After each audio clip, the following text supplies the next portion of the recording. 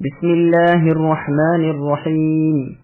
شروع کرتا ہوں اللہ کے نام سے جو بے انتہا مہربان نہایت رحم والے ہیں۔ نون والقلم وما يسطرون ما أنت بنعمة ربك بمجنون وإن لك لأجرا غير ممنون وإنك لعلى خلق عظيم فستبصر ويبصرون بأيكم المفتون إن ربك هو أعلم بمن ضل عن سبيله وهو أعلم بالمهتدين۔ نون اور قسم ہے قلم کی اور اس کی جو کچھ کے وہ فرشتے، فرشتوں سے مراد وہ فرشتے ہیں جو کہ کاتب الاعمال ہیں، لکھتے ہیں۔ آپ اے نبی اپنے رب کے فضل سے دیوانے نہیں ہیں، بے شک آپ کے لیے بے انتہا ثواب ہے اور بے شک آپ بہت بڑے عمدہ اخلاق پر ہیں۔ بس اب آپ بھی دیکھ لیں گے اور یہ بھی دیکھ لیں گے کہ تم میں سے مجنون یعنی پاگل کون ہے۔ بے شک آپ کا رب اپنی راہ سے بہکنے والوں کو خوب جانتے ہیں اور وہ راہ یافتہ لوگوں کو بھی بخوبی جانتے ہیں۔ سامعین، اب ان آیتوں کی تفسیر سماعت کیجیے۔ نون کا مفہوم۔ نون وغیرہ جیسے حروف ہجا کا مفصل بیان سورہ بقرہ کے شروع میں گزر چکا ہے، اس لیے یہاں دہرانے کی ضرورت نہیں۔ کہا گیا ہے کہ یہاں نون سے مراد وہ بڑی مچھلی ہے جو ایک محیط عالم پانی پر ہے، جو ساتوں زمینوں کو اٹھائے ہوئے ہے۔ ابن عباس رضی اللہ عنہما سے مرضی ہے کہ سب سے پہلے اللہ تعالیٰ نے قلم کو پیدا کیا اور اس سے فرمایا لکھ۔ اس نے کہا کیا لکھوں؟ فرمایا تقدیر لکھ ڈال۔ بس اس دن سے لے کر قیامت تک جو کچھ ہونے والا ہے اس پر قلم جاری ہو گیا۔ پھر اللہ تعالیٰ نے مچھلی پیدا کی اور پانی کے ابخر بلند کیے جس سے آسمان بنے اور زمین کو اس مچھلی کی پیٹھ پر رکھا۔ مچھلی نے حرکت کی جس سے زمین بھی ہلنے لگی، بس زمین پر پہاڑ گاڑ کر اسے مضبوط اور ساکن کر دیا۔ پھر آپ نے اس آیت کی تلاوت کی۔ مطلب یہ ہے کہ یہاں نون سے مراد مچھلی ہے، بس نون سے مراد یہ مچھلی ہے اور قلم سے مراد یہ قلم ہے۔ مجاہد رحمۃ اللہ علیہ فرماتے ہیں یہ مشہور تھا کہ نون سے مراد وہ مچھلی ہے جو ساتویں زمین کے نیچے ہے۔ بغوی رحمۃ اللہ علیہ وغیرہ مفسرین فرماتے ہیں کہ اس مچھلی کی پیٹھ پر ایک چٹان ہے جس کی موٹائی آسمان و زمین کے برابر ہے۔ اس پر ایک بیل ہے جس کے 40,000 سینگ ہیں۔ اس کی پیٹھ پر ساتوں زمین اور ان کی تمام مخلوق ہے۔ اور تعجب تو یہ ہے کہ ان بعض مفسرین نے اس حدیث کو بھی انہی معنوں میں محمول کیا ہے جو مسند احمد وغیرہ میں ہے کہ جب عبداللہ بن سلام رضی اللہ عنہ کو خبر ملی کہ رسول اللہ صلی اللہ علیہ وسلم مدینہ آ گئے ہیں تو نبی صلی اللہ علیہ وسلم کے پاس آئے اور بہت کچھ سوالات کیے۔ کہا کہ وہ باتیں پوچھنی چاہتا ہوں جنہیں نبیوں کے سوا اور کوئی نہیں جانتا۔ بتلائیے قیامت کی پہلی نشانی کیا ہے اور جنتیوں کا پہلا کھانا کیا ہے، اور کیا وجہ ہے کہ کبھی بچہ اپنے باپ کی طرف کھنچتا ہے کبھی ماں کی طرف۔ رسول اللہ نے فرمایا یہ باتیں ابھی ابھی جبرائیل علیہ السلام نے مجھے بتا دی۔ ابن سلام رضی اللہ عنہ کہنے لگے فرشتوں میں سے یہی فرشتہ ہے جو یہودیوں کا دشمن ہے۔ آپ نے فرمایا کہ سنو، قیامت کی پہلی نشانی ایک آگ کا نکلنا ہے جو لوگوں کو مشرق کی طرف سے مغرب کی طرف لے جائے گی، اور جنتیوں کا پہلا کھانا مچھلی کی کلیجی کی زیادتی ہے۔ اور مرد کا پانی عورت کے پانی پر سابق آ جائے تو لڑکا ہوتا ہے، اور جب عورت کا پانی مرد کے پانی پر سبقت کر جائے تو وہی کھینچ لیتی ہے۔ یہ حدیث بخاری کی ہے۔ صحیح مسلم کی روایت میں اتنی زیادتی ہے کہ پوچھا جنتیوں کے اس کھانے کے بعد انہیں کیا ملے گا؟ فرمایا جنتی بیل ذبح کیا جائے گا جو جنت میں چرتا چگتا رہا تھا۔ پوچھا انہیں پانی کون سا ملے گا؟ فرمایا سلسبیل نامی نہر کا۔ ابن جریج رحمۃ اللہ علیہ فرماتے ہیں مجھے خبر دی گئی ہے کہ یہ نورانی قلم 100 سال کی طولانی رکھتا ہے، اور یہ بھی کہا گیا کہ نور سے مراد دوات ہے اور قلم سے مراد قلم ہے۔ حسن اور قتادہ رحمہم اللہ بھی یہی فرماتے ہیں۔ ابن عباس رضی اللہ عنہما فرماتے ہیں کہ اللہ تعالیٰ نے نون یعنی دوات کو پیدا کیا اور قلم کو پیدا کیا، پھر فرمایا لکھ۔ اس نے پوچھا کیا لکھوں؟ فرمایا جو قیامت تک ہونے والا ہے، اعمال خواہ نیک ہو خواہ بد، روزی خواہ حلال ہو خواہ حرام، پھر یہ بھی کہ کون سی چیز دنیا میں کب جائے گی، کس قدر رہے گی، کیسے نکلے گی۔ پھر اللہ تعالیٰ نے بندوں پر محافظ فرشتے مقرر کیے اور کتاب پر داروغے مقرر کیے۔ محافظ فرشتے ہر دن کے عمل خازن فرشتوں سے دریافت کر کے لکھ لیتے ہیں۔ جب رزق ختم ہو جاتا ہے، عمر پوری ہو جاتی ہے، اجل آ پہنچتی ہے تو محافظ فرشتے दारोगा के फरिश्तों के पास आकर पूछते हैं कि बताओ आज के दिन का क्या सामान है। वो कहते हैं कि बस उस शख्स के लिए हमारे पास अब कुछ भी नहीं रहा। ये सुनकर फरिश्ते नीचे उतरते हैं तो देखते हैं कि वो मर गया। इस बयान के बाद इब्न अब्बास रज़ियल्लाहु अन्हुमा ने फरमाया, तुम तो अरब हो, क्या तुमने कुरान में मुहाफिज फरिश्तों की बाबत ये नहीं पढ़ा, इन्ना कुन्ना नस्तनसिखु मा कुंतुम तअमलून? मतलब ये है कि हम तुम्हारे अमाल को असल से नकल करके लिख लिया करते थे। कलम का जिक्र। ये तो था लफ्ज नून के मुतालिक बयान। अब कलम की निस्बत सुनिए। बज़ाहिर मुराद यहाँ आम कलम है जिससे लिखा जाता है, जैसे और जगह फरमाने आली शान है, अल्लज़ी अल्लम बिल कलम, यानी अल्लाह ने इंसान को कलम से लिखना सिखाया।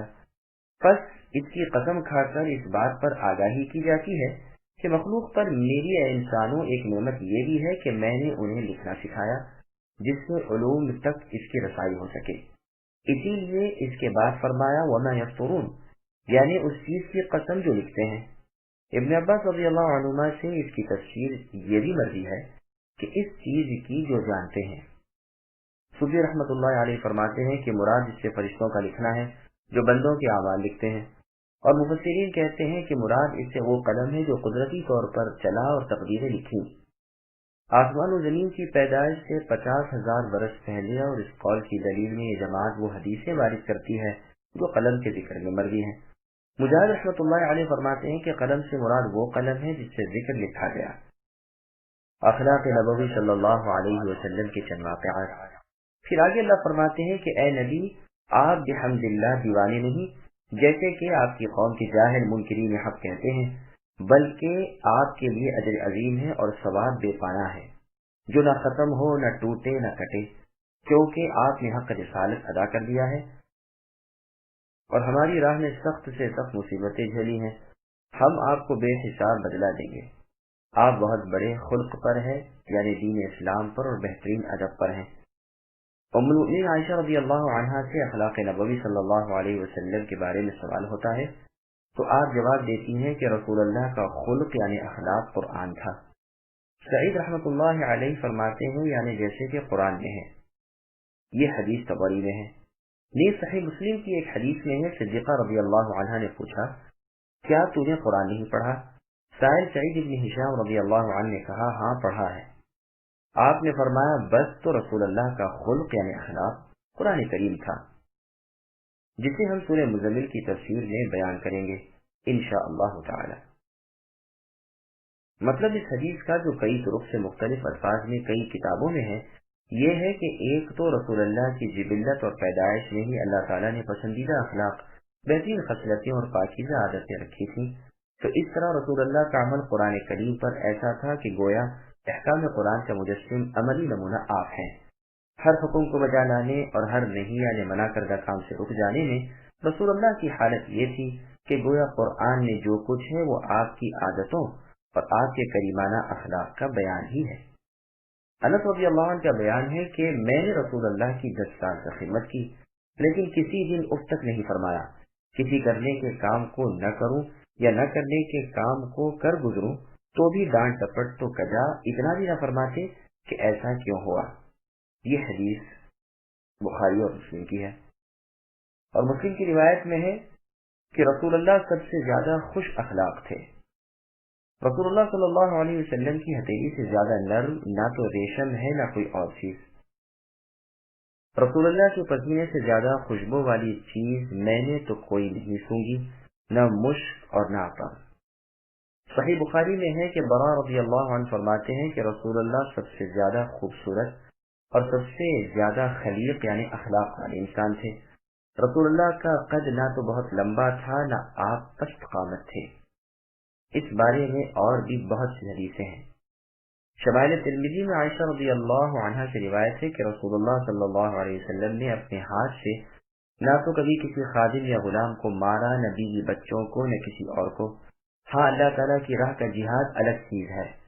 जब कभी दो कामों में आपको इख्तियार दिया जाता तो आप उसे पसंद फरमाते जो ज्यादा आसान होता। हाँ, ये और बात है कि उस आसान राह में कुछ गुनाह होता तो आप उससे बहुत दूर हो जाते। कभी भी रसूलुल्लाह ने अपना बदला किसी से नहीं लिया, ہاں یہ اور بات ہے کہ کوئی اللہ تعالیٰ کی حرمتوں کو توڑتا ہو تو آپ اللہ تعالیٰ کے احکام جاری کرنے کے لیے ضرور استقام لیتے۔ پھر آگے اللہ فرماتے ہیں کہ اے نبی، آپ اور آپ کے مخالف اور منکر ابھی ابھی جان لیں گے کہ دراصل بہکا ہوا اور گمراہ کون تھا۔ جیسے ایک اور جگہ اللہ نے فرمایا سَيَعْلَمُونَ غَدًا مَنِ الْكَذَّابُ الْأَشِرُ، انہیں ابھی کل ہی معلوم ہو جائے گا کہ جھوٹا اور شیخی باز شرارتی کون تھا۔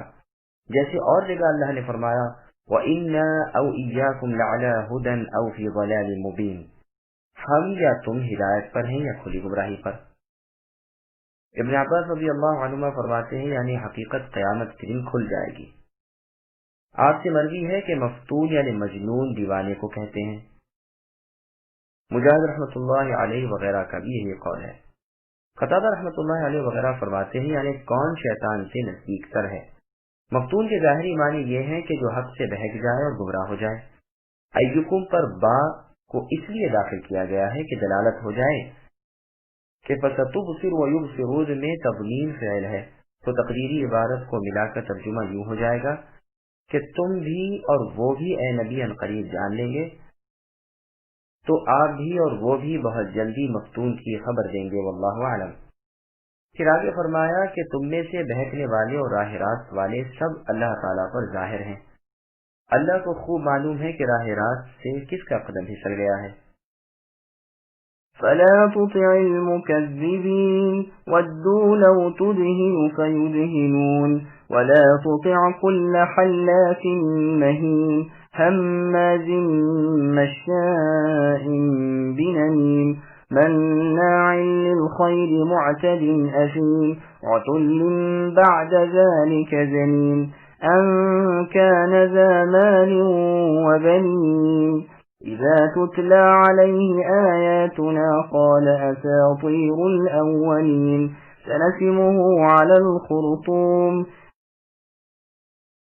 پس اے نبی آپ جھٹلانے والوں کی نہ مانیے، وہ تو چاہتے ہیں کہ آپ ذرا ڈھیلے ہوں تو یہ بھی ڈھیلے پڑ جائیں، اور آپ کسی ایسے شخص کا بھی کہا نہ مانیے جو زیادہ قسمیں کھانے والا، بے وقار، کمینہ، عیب گو، چغل خور، بھلائی سے روکنے والا، حد سے بڑھ جانے والا، گنہگار، گردن کش، پھر ساتھ ہی مشہور و بدنام۔ اس کی سرکشی صرف اس لیے ہے کہ وہ مال والا اور بیٹوں والا ہے۔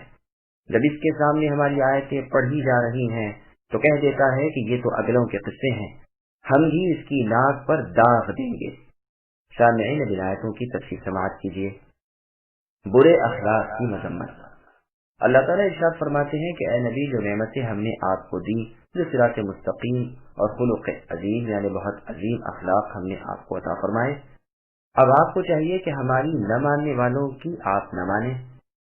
ان کی تو عین خوشی ہے کہ آپ ذرا بھی نرم پڑیں تو یہ کھیل کھیلیں، اور یہ بھی مطلب ہے کہ یہ چاہتے ہیں کہ آپ ان کے معبودان باطل کی طرف کچھ تو رخ کریں، حد سے ذرا سا تو ادھر ادھر ہو جائیں۔ پھر آگے اللہ فرماتے ہیں کہ زیادہ قسمیں کھانے والے کمینے شخص کی بھی آپ نہ مانیے، چونکہ جھوٹے شخص کو اپنی ذلت اور کس بیانی کے ظاہر ہو جانے کا ڈر رہتا ہے، اس لیے وہ قسمیں کھا کھا کر دوسروں کو اپنا یقین دلانا چاہتا ہے۔ دھبا دھب قسموں پر قسمیں کھائے چلا جاتا ہے اور اللہ تعالیٰ کے ناموں کو بے موقع استعمال کرتا پھرتا ہے۔ ابن عباس رضی اللہ عنہ فرماتے ہیں کہ مہین سے مراد کاذب یعنی جھوٹا شخص ہے۔ مجاہد رحمۃ اللہ علیہ کہتے ہیں ضعیف دل والا ہے۔ حسن رحمہ اللہ کہتے ہیں حلاف مکابرہ کرنے والا، اور مہین ضعیف و کمزور۔ حمازن غیبت کرنے والا، چغل خور جو ادھر کی ادھر لگائے اور ادھر کی ادھر تاکہ فساد ہو جائے، طبیعتوں میں بل اور دل میں بیر آ جائے۔ صحیح بخاری کی حدیث میں ہے رسول اللہ صلی اللہ علیہ وسلم کے راستے میں 2 قبریں آ گئی۔ آپ نے فرمایا ان دونوں کو عذاب ہو رہا ہے اور کسی بڑے امر پر نہیں۔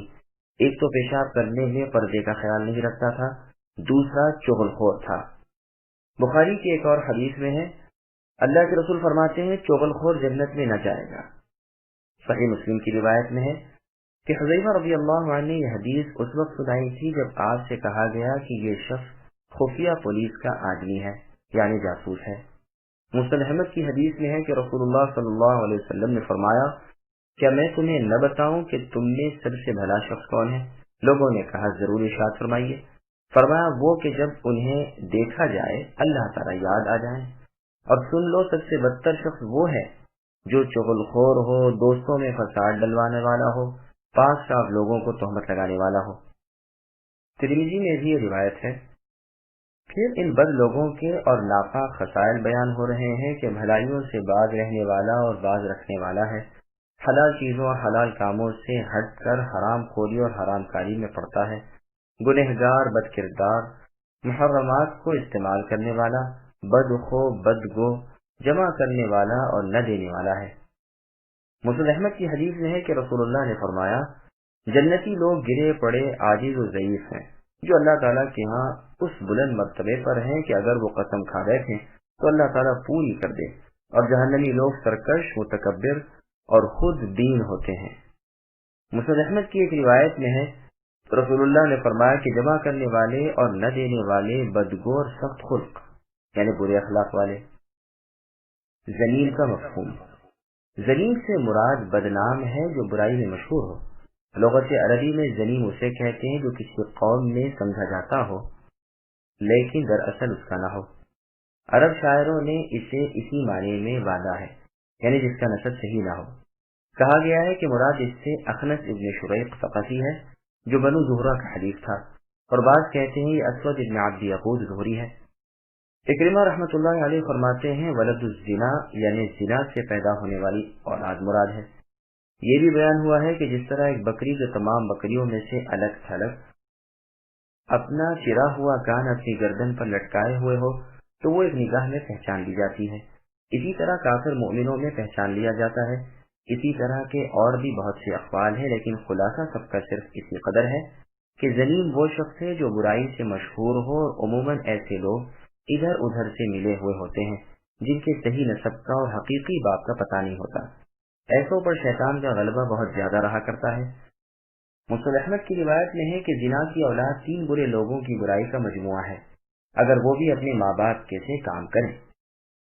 پھر آگے اللہ نے فرمایا، اس شخص کی شرارتوں کی وجہ یہ ہے کہ یہ مالدار اور بیٹوں کا باپ بن گیا ہے۔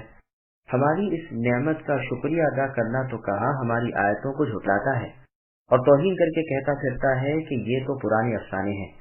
اور جگہ اللہ نے فرمایا ذرنی ومن خلقت وحیدا الآیات، یعنی مجھے چھوڑ دو اور اسے جسے میں نے یکتا و تنہا پیدا کیا ہے اور بہت سا مال دیا ہے اور حاضر باش لڑکے دیے ہیں اور بھی بہت کشائش دے رکھی ہے، پھر بھی اس کی طمع ہے کہ میں اسے اور دوں، ہرگز ایسا نہیں ہو سکتا، یہ تو میری آیتوں کا مخالف ہے، میں اسے عنقریب بدترین مصیبت میں ڈالوں گا۔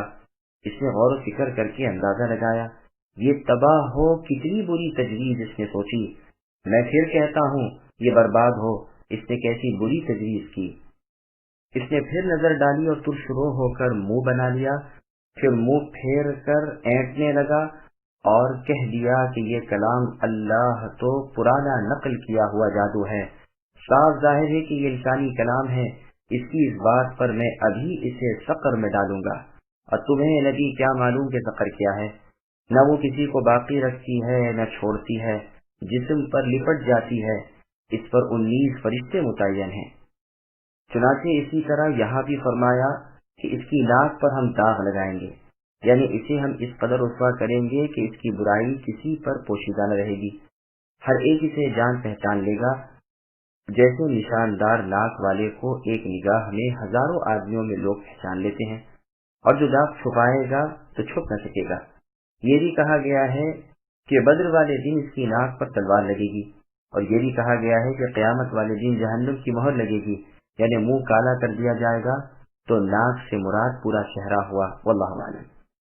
امام ابو جعفر ابن جریر الطبری رحمۃ اللہ علیہ نے تمام اقوال کو نقل کر کے فرمایا ہے کہ ان سب میں تطبیق اس طرح ہو جاتی ہے کہ یہ تمام امور اس میں ہو جائیں گے، یہ بھی ہوگا اور وہ بھی ہوگا، دنیا میں بھی رسوا ہوگا، سچ مچ ناک پر نشان لگے گا، آخرت میں بھی نشاندار مجرم بنے گا۔ پھر واقعی یہ ہے بھی بہت درست۔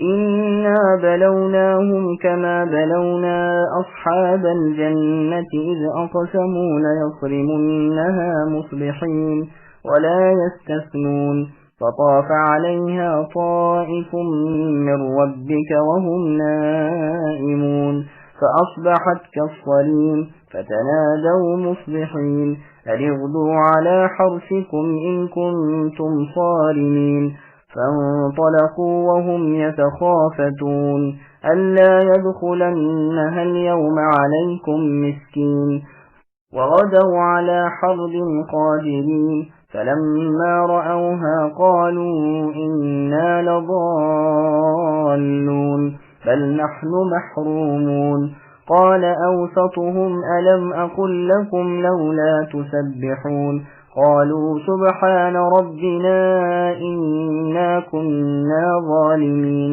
فأقبل بعضهم على بعض يتلاومون قالوا يا ويلنا إنا كنا طاغين عسى ربنا أن يبدلنا خيرا منها إنا إلى ربنا راغبون كذلك العذاب ولعذاب الآخرة أكبر لو كانوا يعلمون.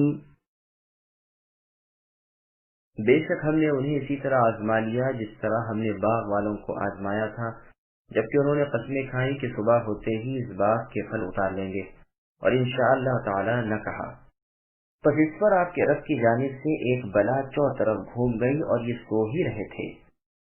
پس وہ باغ ایسا ہو گیا جیسے کٹی ہوئی کھیتی۔ صبح ہوتے ہی انہوں نے ایک دوسرے کو آوازیں دی کہ اگر تمہیں پھل اتارنے ہیں تو اپنی کھیتی پر سویرے ہی سویرے چل پڑو۔ پھر یہ سب چپکے چپکے یہ باتیں کرتے ہوئے چلے کہ آج کے دن کوئی مسکین تمہارے پاس نہ آئے، اور لپکے ہوئے صبح صبح پہنچ گئے، سمجھ رہے تھے کہ ہم قابو پا گئے۔ جب انہوں نے باغ کو دیکھا تو کہنے لگے یقیناً ہم راستہ بھول گئے۔ نہیں بلکہ ہماری قسمت پھوٹ گئی۔ ان سب میں جو بہتر تھا اس نے کہا کہ میں تم سے نہ کہتا تھا کہ تم اللہ تعالیٰ کی پاکیزگی کیوں نہیں بیان کرتے؟ تو سب کہنے لگے ہمارے رب پاک ہیں، بے شک ہم ہی ظالم تھے۔ پھر وہ ایک دوسرے کی طرف رخ کر کے آپس میں ملامت کرنے لگے، کہنے لگے ہائے افسوس، یقیناً ہم سرکش تھے۔ کیا عجب ہے کہ ہمارے رب ہمیں اس سے بہتر بدلہ دے دیں، ہم تو اپنے رب سے ہی آرزو رکھتے ہیں۔ یوں ہی آتی ہے آفت، اور آخرت کی آفت بہت بڑی ہے، کاش انہیں سمجھ ہوتی۔ سامعین، اب ان آیتوں کی تفصیل سماعت کیجیے۔ باغ والوں کا تفصیلی واقعہ۔ یہاں ان کافروں کی جو رسول اللہ صلی اللہ علیہ وسلم کی نبوت کو جھٹلا رہے تھے، مثال بیان ہو رہی ہے کہ جس طرح یہ باغ والے تھے کہ اللہ تعالیٰ کی نعمت کی ناشکری کی اور اللہ تعالیٰ کے عذابوں میں اپنے آپ کو ڈال دیا، یہی حالت ان کافروں کی ہے کہ اللہ تعالیٰ کی نعمت یعنی رسول صلی اللہ علیہ وسلم کی پیغمبری کی ناشکری یعنی انکار نے انہیں بھی اللہ تعالیٰ کی ناراضگی کا مستحق کر دیا ہے۔ تو فرمایا ہے کہ ہم نے انہیں بھی آزما لیا جس طرح ہم نے باغ والوں کو آزمایا تھا۔ جس باغ میں طرح طرح کے پھل میوے وغیرہ تھے، ان لوگوں نے آپس میں قسمیں کھائیں کہ صبح سے پہلے رات کے وقت پھل اتار لیں گے تاکہ فقیروں، مسکینوں اور سائلوں یعنی مانگنے والوں کو پتہ نہ چلے جو وہ آ کھڑے ہوں اور ہمیں ان کو بھی دینا پڑے، بلکہ تمام پھل اور میوے خود ہی لے آئیں گے۔ اپنی اس تدبیر کی کامیابی پر انہیں غرور تھا اور اس خوشی میں پھولے ہوئے تھے، یہاں تک کہ اللہ تعالیٰ کو بھی بھول گئے، انشاءاللہ تک کسی کی زبان سے نہ نکلا۔ اس لیے ان کی یہ قسم پوری نہ ہوئی۔ رات ہی رات میں ان کے پہنچنے سے پہلے آسمانی آفت نے سارے باغ کو جلا کر خاکستر کر دیا۔ ایسا ہو گیا جیسے سیاہ رات اور کٹی ہوئی کھیتی۔ صبح کے وقت یہ آپس میں ایک دوسرے کو تانے دینے لگے کہ اگر پھل اتارنے کا ارادہ ہے تو اب دیر نہ لگاؤ، سویرے ہی چل پڑو۔ عبداللہ بن عباس رضی اللہ عنہما فرماتے ہیں کہ یہ باغ انگور کا تھا۔ اب یہ چپکے چپکے باتیں کرتے ہوئے چلے تاکہ کوئی سن نہ لے اور غریب غربا کو پتہ نہ لگ جائے، کیونکہ ان کی سرگوشیاں اس اللہ تعالیٰ سے تو پوشیدہ نہیں رہ سکتی تھیں جو دلی ارادوں سے بھی پوری طرح واقف رہتے ہیں۔ وہ بیان فرماتے ہیں کہ ان کی وہ خفیہ باتیں یہ تھیں کہ دیکھو ہوشیار رہو، کوئی مسکین بھنک پا کر کہیں آج نہ آ جائے، ہرگز کسی فقیر کو باغ میں گھسنے ہی نہ دینا۔ اب قوت و شدت کے ساتھ پختہ ارادے اور غریبوں پر غصے کے ساتھ اپنے باغ کو چلے۔ یہ جانتے تھے کہ اب ہم پھلوں پر قابض ہیں، ابھی اتار کر سب لے آئیں گے، لیکن جب وہاں پہنچے تو ہکے بکے ہو گئے۔ دیکھتے ہیں کہ لہلہاتا ہوا ہرا بھرا باغ، میووں سے لدے ہوئے درخت اور پکے ہوئے پھل سب غارت اور برباد ہو چکے ہیں۔ سارے باغ میں آندھی پھر گئی ہے اور تمام باغ میووں سمیت جل کر کوئلہ ہو گیا ہے، کوئی پھل ادھی کے دام کا بھی نہیں رہا، ساری تر و تازگی یبوست یعنی سوکھے پن سے بدل گئی، باغ سارا کا سارا جل کر راکھ ہو گیا ہے، درختوں کے کالے کالے ڈراؤنے ٹھنڈ کھڑے ہوئے ہیں۔ تو پہلے تو سمجھے کہ ہم راستہ بھول گئے، کسی اور باغ میں چلے آئے، اور یہ مطلب بھی ہو سکتا ہے کہ ہمارا طریقہ کار غلط تھا جس کا یہ نتیجہ ہے۔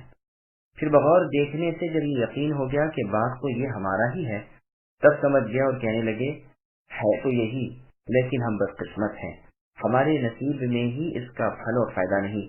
ان سب میں جو عدل و انصاف والا اور بھلائی و بہتری والا تھا وہ بول پڑا کہ دیکھو میں تو پہلے ہی تم سے کہتا تھا کہ تم انشاءاللہ کیوں نہیں کہتے۔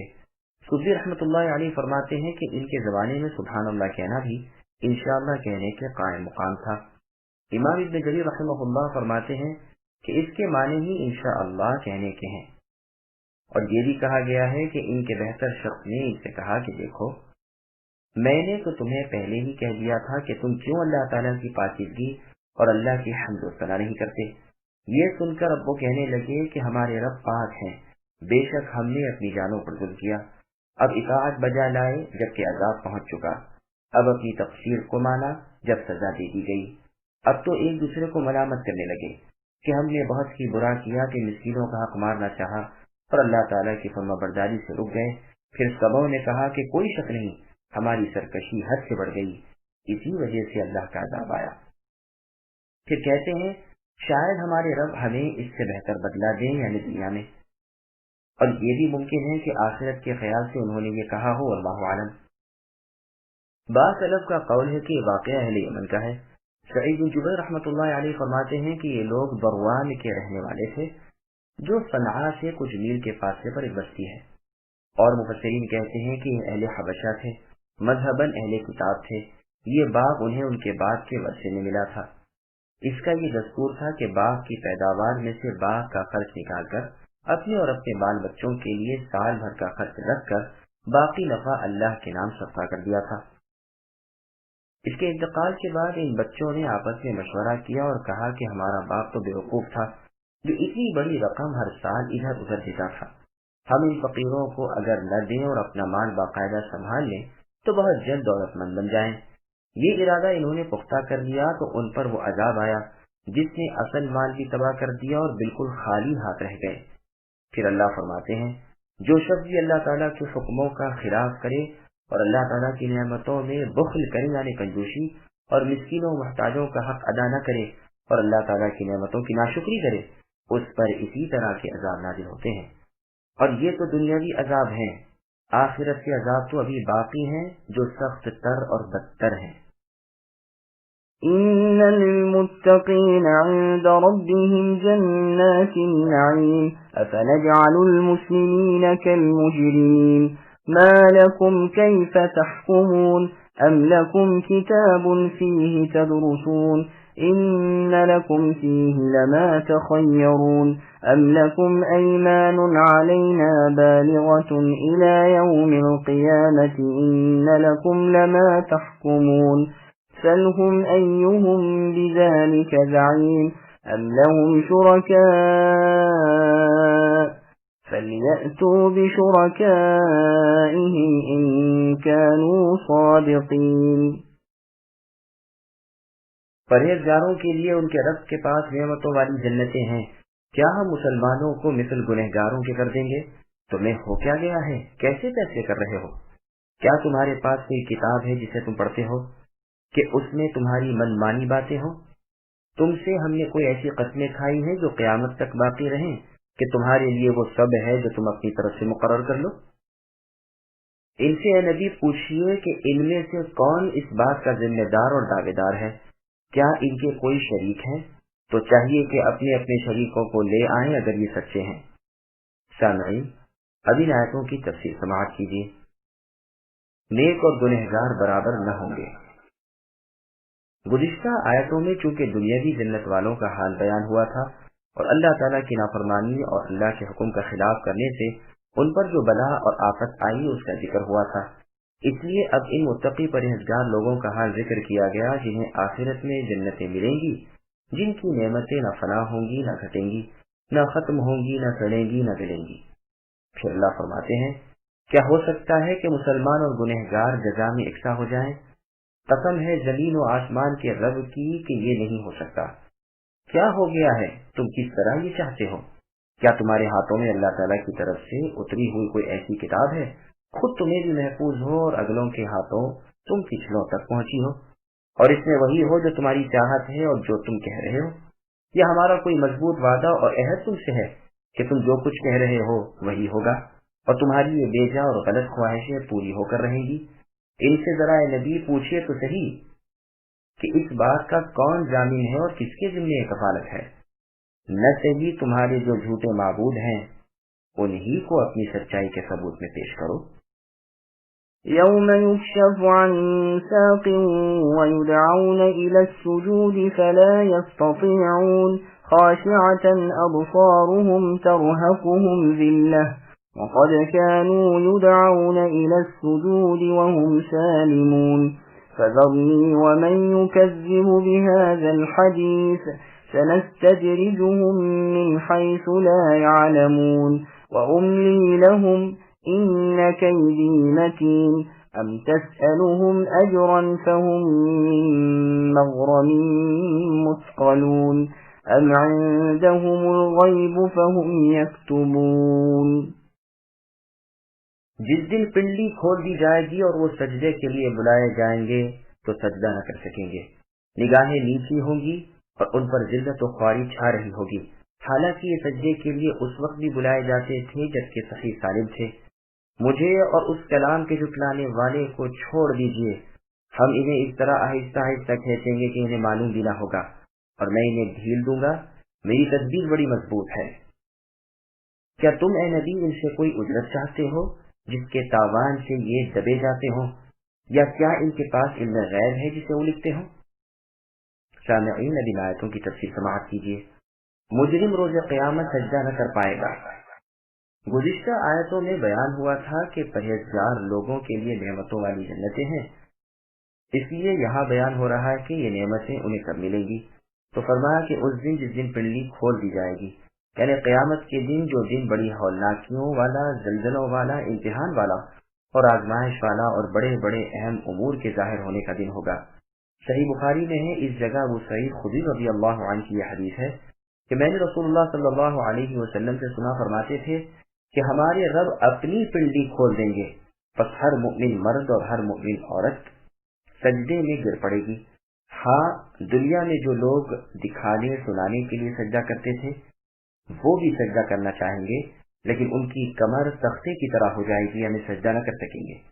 یہ حدیث بخاری و مسلم دونوں میں ہے، اور دوسری کتابوں میں بھی ہے جو کئی سندوں سے الفاظ کے ہیر پھیر کے ساتھ مروی ہے، اور یہ حدیث مطول ہے، یعنی بہت لمبی اور مشہور ہے۔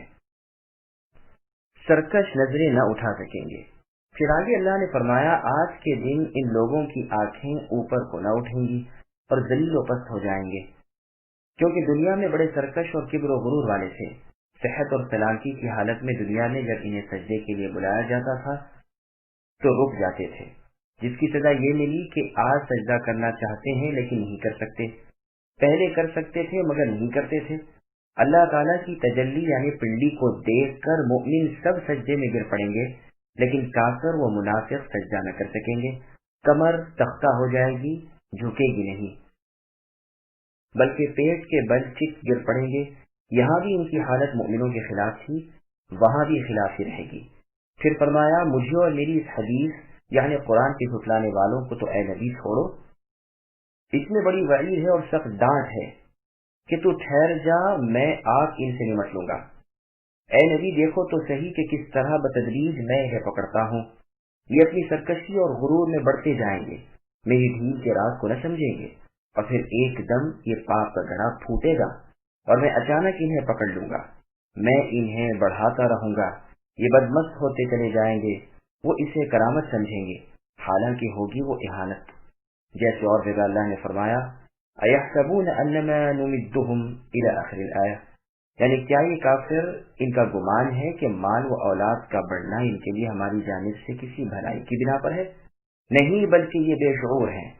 ایک اور جگہ اللہ نے فرمایا، فلما نسوا ما ذكروا به الى آخر الآیہ، یعنی جب یہ ہمارے واز و پند کو بھلا چکے تو ہم نے ان پر تمام چیزوں کے دروازے کھول دیے، یہاں تک کہ انہیں جو دیا گیا تھا اس پر اترانے لگے تو ہم نے انہیں ناگہانی پکڑ لیا اور ان کی امیدیں منقطع ہو گئیں۔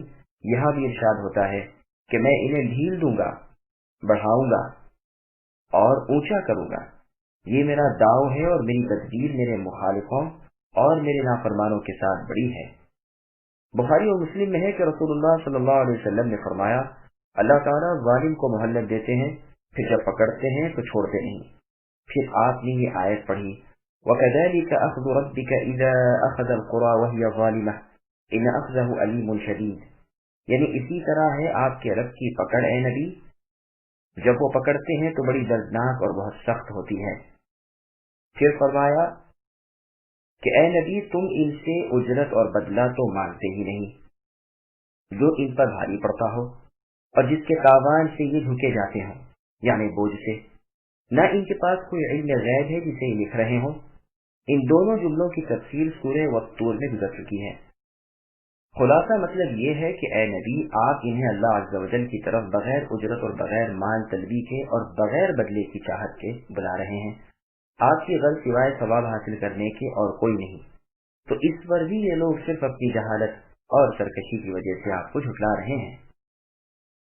فاصبر لحكم ربك ولا تكن كصاحب الحوت إذ نادى وهو مكظوم لولا أن تداركه نعمة من ربه لنبذ بالعراء وهو مذموم فاجتباه ربه فاجعله من الصالحين وإن يكاد الذين كفروا ليزلقونك بأبصارهم لما سمعوا الذكر ويقولون إنه لمجنون وما هو إلا ذكر للعالمين۔ بس اے نبی آپ اپنے رب کے حکم کا صبر سے انتظار کیجیے اور مچھلی والے کی طرح یعنی یونس علیہ السلام کی طرح نہ ہو جائیے جبکہ انہوں نے غمگینی کی حالت میں دعا کی۔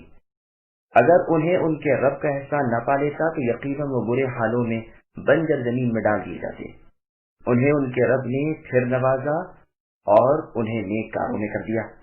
یقیناً ان منکروں کی چاہت ہے کہ اپنی تیز نگاہوں سے اے نبی تمہیں پھسلا دیں، یہ جب کبھی قرآن سنتے ہیں تو کہہ دیتے ہیں یہ تو ضرور دیوانہ ہے، در حقیقت یہ قرآن تو تمام جہان والوں کے لیے سراسر نصیحت ہی ہے۔ سامعین اب ان آیتوں کی تفصیل سماعت کیجیے۔ یونس علیہ السلام کا واقعہ۔ اللہ تعالیٰ فرماتے ہیں اے نبی اپنی قوم کی ایذا پر اور ان کے جھٹلانے پر صبر و سہار کرو، ان قریب اللہ تعالیٰ کا فیصلہ ہونے والا ہے، آخر کار آپ کا اور آپ کے ماتحتوں یعنی آپ کے تابع داروں صحابہ کرام رضی اللہ عنہم کا ہی غلبہ ہوگا، دنیا میں بھی اور آخرت میں بھی۔ دیکھو تو مچھلی والے نبی کی طرح نہ ہونا۔ اس سے مراد یونس ابن متہ علیہ السلام ہے۔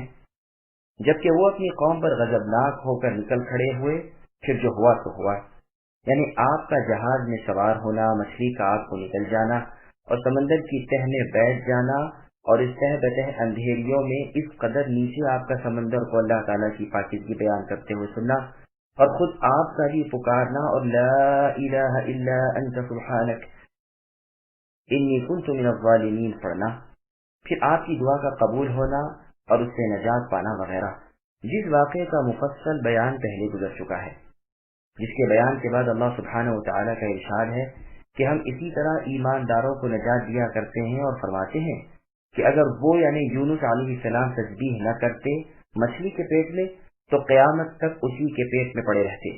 یہاں بھی فرمان ہے کہ جب انہوں نے یعنی یونس نے غم اور دکھ کی حالت میں ہمیں پکارا، پہلے بیان ہو چکا ہے کہ یونس علیہ السلام کی زبان سے نکلتے ہی یہ کلمہ عرش پر پہنچا۔ فرشتوں نے کہا اللہ تعالیٰ اس کمزور اور غیر معروف شخص کی آواز تو ایسی معلوم ہوتی ہے جیسے پہلے کی سنی ہوئی ہو۔ اللہ تبارک و تعالیٰ نے فرمایا کیا تم نے اسے پہچانا نہیں؟ فرشتوں نے عرض کیا نہیں۔ اللہ تعالیٰ نے فرمایا یہ میرے بندے یونس علیہ السلام کی آواز ہے۔ فرشتوں نے کہا اے ہمارے رب پھر تو آپ کا یہ بندہ وہ ہے جس کے اعمال صالحہ ہر روز آسمانوں پر چڑھتے رہے، جس کی دعائیں ہر وقت قبولیت کا درجہ پاتی رہیں۔ اللہ تعالیٰ نے فرمایا سچ ہے، فرشتوں نے کہا پھر اے ارحم الراحمین ان کی آسانیوں کے وقت کے نیک اعمال کی بنا پر انہیں اس سختی سے نجات عطا فرمائیے۔ چنانچہ ارشاد باری ہوا کہ اے مچھلی تو انہیں اگل دے، اور مچھلی نے انہیں کنارے پر آ کر اگل دیا۔ یہاں بھی یہی بیان ہو رہا ہے کہ اللہ تعالیٰ نے انہیں پھر برگزیدہ بنا لیا اور نیکوکاروں میں کر دیا۔ مسند احمد میں ہے کہ رسول اللہ صلی اللہ علیہ وسلم فرماتے ہیں کہ کسی کو لائق نہیں کہ وہ اپنے آپ کو یونس ابن متہ علیہ السلام سے افضل بتائے۔ بخاری اور مسلم میں بھی یہ حدیث ہے، بس کچھ الفاظ کی ہیر پھیر ہے۔ کسی روایت میں اس طرح ہے کہ مجھے یونس ابن متہ علیہ السلام سے افضل مت بتاؤ، یہ اس لیے کہ کہیں لوگ اللہ تبارک و تعالیٰ کے اس فرمان سے ایسا نہ کہنے لگیں کہ اے محمد صلی اللہ علیہ وسلم مچھلی والے کی طرح نہ ہو جانا، کہ اس میں یونس علیہ السلام کی برائی اور مذمت سی نکلتی ہے۔ اگلی آیت کا مطلب یہ ہے کہ آپ کے بغض و حسد کی وجہ سے یہ کفار تو اے نبی اپنی آنکھوں سے گھور گھور کر آپ کو پھسلا دینا چاہتے ہیں۔ اگر اللہ تعالیٰ کی طرف سے حمایت اور بچاؤ نہ ہوتا تو یقیناً یہ تو ایسا کر گزرتے۔ اس آیت میں دلیل ہے اس امر پر کہ نظر کا لگنا اور اس کی تاثیر کا اللہ کے حکم سے ہونا حق ہے، جیسا کہ بہت سی احادیث میں بھی جو کئی سندوں سے مرضی ہیں۔ نظر بد کا علاج اور بدشگونی کی مذمت۔ مسند احمد میں ہے کہ الو اور نظر میں کچھ بھی حق نہیں، سب سے اچھا شگون فال ہے۔ یہ حدیث ترمذی میں بھی ہے اور امام ترمذی اسے غریب کہتے ہیں۔ ایک اور روایت میں ہے کہ کوئی ڈر خوف الو اور نظر میں نہیں، اور نیک فال سب سے زیادہ سچا فال ہے۔ یہ تمام روایتیں مسند احمد ترمذی وغیرہ کی ہیں۔ نظر بد سے بچاؤ کے چند مفید عملیات۔ صحیح مسلم میں ہے رسول اللہ نے فرمایا نظر حق ہے، اگر کوئی چیز تقدیر سے سبقت کرنے والی ہوتی تو نظر کر جاتی، جب تم سے غسل کرایا جائے تو غسل کر لیا کرو۔ مصنف عبدالرزاق میں ہے کہ رسول اللہ صلی اللہ علیہ وسلم حسن اور حسین رضی اللہ عنہما کو ان الفاظ کے ساتھ اللہ کی پناہ میں دیتے، وَعِذُكُمَا بِكَلِمَاتِ اللَّهِ التَّامَّةِ من کل شیطان وہامہ ومن کل عین لامہ، یعنی تم دونوں کو اللہ تعالیٰ کے بھرپور کلمات کی پناہ میں سونپتا ہوں، ہر شیطان سے اور ہر ایک زہریلے جانور سے اور ہر ایک لگ جانے والی نظر سے۔ اور فرماتے ہیں کہ ابراہیم علیہ السلام بھی اپنے دونوں بیٹوں اسحاق اور اسماعیل علیہ السلام کو انہی الفاظ سے اللہ تعالیٰ کی پناہ میں دیا کرتے تھے۔ یہ حدیث سنن میں اور بخاری میں بھی ہے۔ ابن ماجہ میں ہے کہ سہل بن حنیف رضی اللہ عنہ غسل کر رہے تھے، عامر بن ربیعہ رضی اللہ عنہ کہنے لگے کہ میں نے تو آج تک ایسا جسم کسی پردہ نشین کا بھی نہیں دیکھا، بس ذرا سی دیر میں وہ بے ہوش ہو کر گر پڑے۔ لوگوں نے رسول اللہ سے کہا یا رسول اللہ ان کی خبر لیجیے، یہ تو بے ہوش ہو گئے۔ رسول اللہ نے فرمایا کسی پر تمہارا شک بھی ہے؟ لوگوں نے عرض کیا ہاں عامر بن ربیعہ پر۔ رسول اللہ نے فرمایا تم میں سے کیوں کوئی اپنے بھائی کو قتل کرتا ہے؟ جب تم میں سے کوئی اپنے بھائی کی کسی ایسی چیز کو دیکھے کہ اسے بہت اچھی لگے تو اسے چاہیے کہ اس کے لیے برکت کی دعا کرے۔ پھر پانی منگوا کر عامر بن ربیعہ سے فرمایا کہ تم وضو کرو، منہ اور کوہنیوں تک ہاتھ اور گھٹنے اور تہبند کے اندر کا حصہ جسم دھو ڈالو۔ دوسری روایت میں ہے کہ آپ نے فرمایا برتن کو اس کی پیٹھ کے پیچھے سے اوندھا دو۔ نسائی وغیرہ میں بھی یہ روایت موجود ہے۔ ابو سعید رضی اللہ عنہ فرماتے ہیں کہ رسول اللہ جنات کی اور انسانوں کی نظر بد سے پناہ مانگا کرتے تھے۔ جب سورہ معوذتین یعنی قل اعوذ برب الفلق اور قل اعوذ برب الناس نازل ہوئی تو رسول اللہ نے انہیں لے لیا اور سب کو چھوڑ دیا۔ مسند وغیرہ میں ہے کہ جبرائیل علیہ السلام رسول اللہ صلی اللہ علیہ وسلم کے پاس آئے اور کہا اے نبی کیا آپ بیمار ہیں؟ آپ نے فرمایا ہاں۔ تو جبرائیل علیہ السلام نے کہا بسم اللہ ارقیک، میں اللہ کے نام کے ساتھ آپ پر دم کرتا ہوں، من کل شیء یؤذیک، ہر اس چیز سے جو آپ کو اذیت پہنچاتی ہے، من شر کل نفس وعین، ہر جان کے شر سے اور ہر نظر بد سے، واللہ یشفیک، اللہ تعالیٰ آپ کو شفا دیں گے، بسم اللہ ارقیک، میں اللہ کے نام کے ساتھ آپ پر دم کرتا ہوں۔ بعض روایات میں کچھ الفاظ کا ہیر پھیر ہے۔ بخاری و مسلم کی حدیث میں ہے کہ یقیناً نظر کا لگ جانا برحق ہے۔ ترمذی وغیرہ میں ہے کہ اسماء رضی اللہ عنہا نے عرض کیا اے اللہ کے رسول صلی اللہ علیہ وسلم जाफर के बच्चों को नजर लग जाया करती है, तो क्या मैं कुछ दम करा लिया करूं? रसूलुल्लाह सल्लल्लाहु अलैहि वसल्लम ने फरमाया, हाँ, अगर कोई चीज तकदीर से सबकत कर जाने वाली होती तो वो नजर होती। आयशा रज़ी अल्लाह अन्हा को भी रसूलुल्लाह सल्लल्लाहु अलैहि वसल्लम का नजरे बद से दम करने का हुक्म मर्जी है, जैसा कि बुखारी में है। मुस्नद अहमद की हदीस में भी है कि सहल और आमर रज़ी अल्लाह अन्हुमा वाला किस्सा जो अभी गुजरा है, कदरे तफसील के साथ मर्जी है। बाज़ रिवायात में मुस्नद की ये भी है कि ये दोनों बुजुर्ग गुस्ल के इरादे से चले और आमिर इब्न रबिया रज़ी अल्लाह अन्हु पानी में गुस्ल के लिए उतरे और उनका बदन देखकर सहल इब्न हुनैफ रज़ी अल्लाह अन्हु की नजर लग गई और वो वहीं पानी में खरखराहट करने लगे। मैंने 3 मरतबा आवाजें दी लेकिन जवाब न मिला। मैं रसूलुल्लाह सल्लल्लाहु अलैहि वसल्लम की खिदमत में हाजिर हुआ और वाक़या सुनाया। आप खुद तशरीफ लाए और थोड़े से पानी में खिच खिच करते हुए तहबंद ऊंचा उठाए हुए वहां तक पहुंचे और उनके सीने में हाथ मारा और दुआ की, अल्लाहुम्मा अस्रिफ अन्हु जर्रहा व बर्दहा व वसबहा, कि ऐ अल्लाह, आप इससे इसकी गर्मी और सर्दी और तकलीफ दूर कर दीजिए।